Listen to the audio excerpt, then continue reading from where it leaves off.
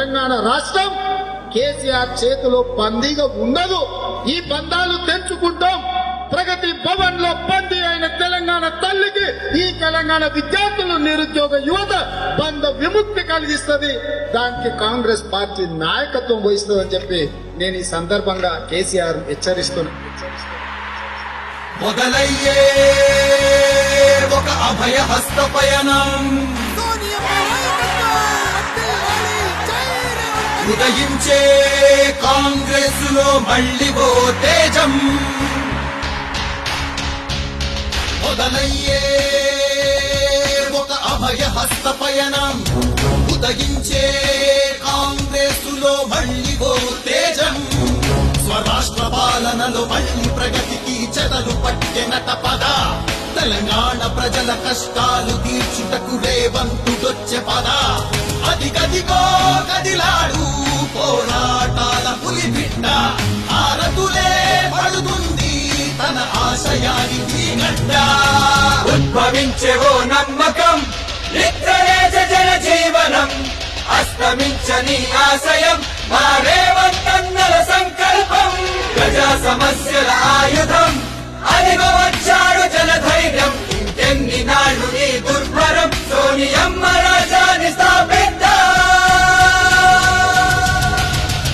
అడుగుదాం ఈ ప్రభుత్వాన్ని, ఇంటికొక్క ఉద్యోగం ఏదని రా. నిలదీద్దాం ఈ సర్కారుని, ఉచిత విద్య ఎవరికి ఇచ్చిందని రా.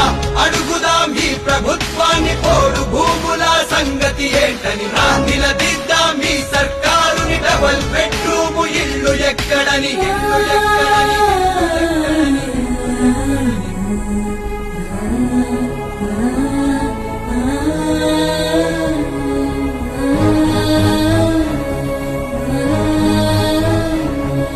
నిరంకుశపు నియంత పాలనని, అహంకార అధికార దర్పముని ప్రశ్నించటం కొరకే కదిలింది రేవంతన్న సైన్యం.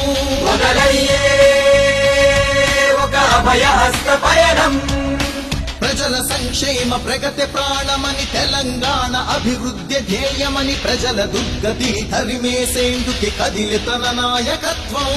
ఉదయించే తెలంగాణలో మళ్ళీ ఓ తేజం. తెలంగాణ ప్రజల సౌఖ్యమే తన ఆశయంగా మాదెగా. ఎవరేమన్నయేమనుకున్న ప్రవహించుని కలావలా.